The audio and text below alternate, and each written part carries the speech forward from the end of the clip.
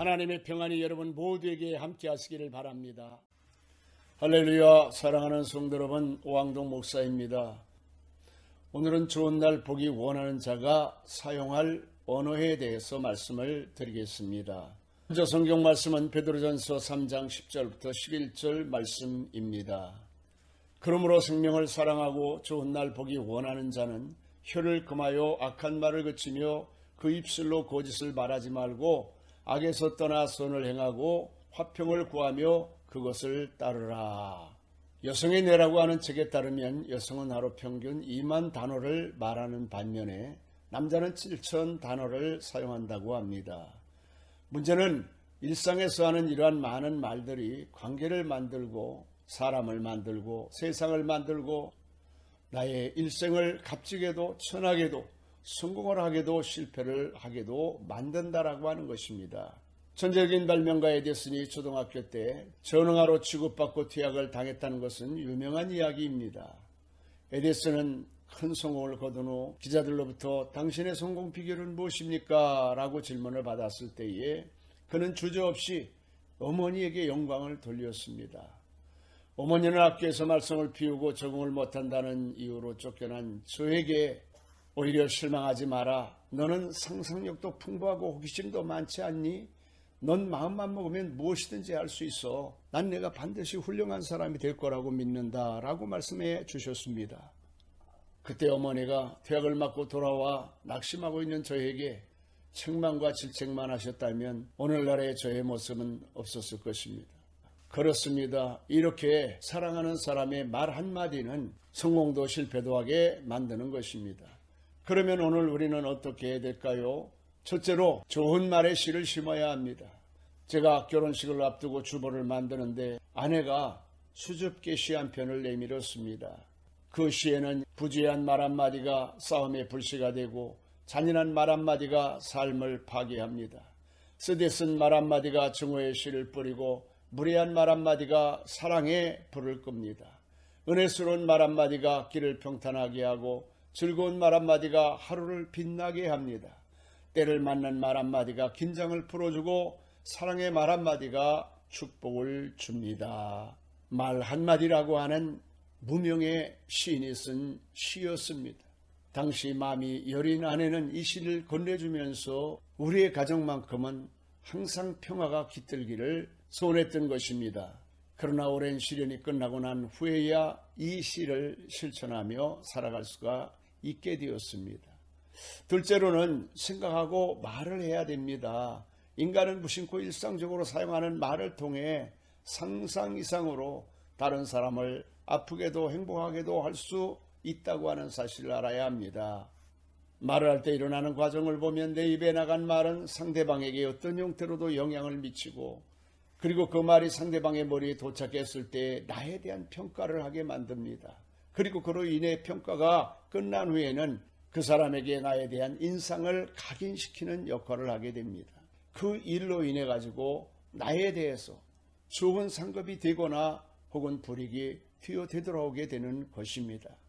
그러므로 말을 할 때는 말하기 전에 그 영향력과 결과에 대해서 항상 생각을 해야 됩니다. 그래서 옛 선인들은 3, 4 이뤄내야 된다고 가르친 것입니다. 셋째로 우리는 잘 경청해야 됩니다.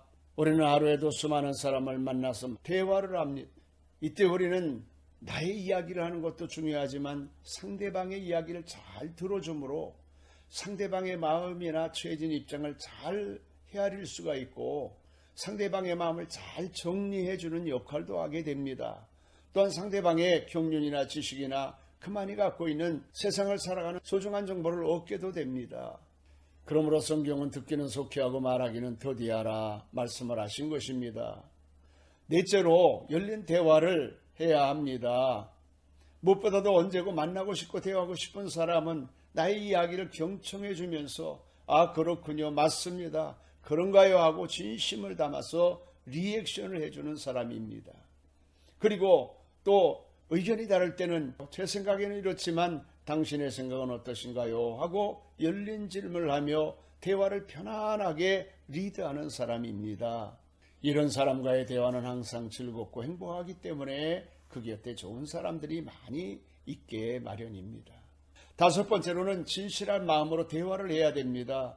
동물들도 언어를 가지고 있다고 합니다. 물론 그들이 사용하는 언어의 개수는 아주 제한적입니다. 그러나 사람은 수천 수십만 개의 단어를 구사하고 음성뿐만이 아니라 문자와 각종 신호등을 의사소통의 수단으로 사용합니다. 그러나 무엇보다도 사람이 사용하는 강력한 언어 중에 하나는 바디랭귀지라고 하는 몸짓 언어입니다. 그러므로 좋은 대화를 나누려면 상대방의 표정 언어를 잘 알아차리고 때와 장소에 맞게 잘 사용함으로 좋은 대화가 이루어져야 하겠습니다. 여섯 번째, 가까울수록 서로 존중하는 대화를 해야 합니다. 아주 잘못된 인격을 가진 사람이 아니라면 처음 만나는 사람에게 대화 중에 신뢰하는 일은 거의 없을 것입니다. 그러나 우리는 가까울수록 믿고라니 하고 함부로 말을 해서 마음에 상처를 주고 서로에게 아픔을 주는 경우들이 비일비재하게 일어납니다. 그러나 지혜로운 사람은 사람과의 관계가 말로 인해서 깊어지기도 하고 멀어지게 한다는 사실을 알고 있습니다. 그래서 가까운 사람일수록 소중한 사람일수록 서로 존중하고 예절을 지키고 배려하는 말을 합니다. 그래서 더욱 화목하게 만들고 아름답게 만들고 행복한 날들을 만들어가는 지혜로운 인생을 살아가게 되는 것입니다. 마지막으로 예수님이 대화의 주어가 되도록 해야 합니다. 문장에는 주어가 있고 대화에는 주제가 있습니다. 크리스찬의 대화의 주어는 예수님이 되고 대화의 주제는 신앙적인 내용이 되도록 해야 하겠습니다. 세상 이야기를 시작으로 해서 즐겁게 대화를 하고 결국은 신앙적인 이야기로 마무리하는 아주 은혜스러운 모습이 되었으면 좋겠습니다. 물론 억지로 그렇게 대화를 하게 되면 상대방도 나 자신도 피곤해집니다. 그러나 일상의 정보와 신앙적인 이야기를 잘 적절하게 배분하고 구사하는 것은 크리스찬으로서 대화의 격을 높이고 서로에게 은혜를 끼치며 불신자들에게 전도하는 좋은 대화의 모습이 될 것입니다. 말씀을 마칩니다. 오늘은 생명을 사랑하고 좋은 날 보기 원하는 자는 좋은 언어의 씨앗을 심자라는 내용으로 말씀을 드렸습니다. 이번 한 주간도 이 7가지 대화의 원리를 생각하시고 좋은 날을 만들어 가신 여러분이 되시기를 바랍니다. 여러분을 사랑하고 축복합니다. 아멘.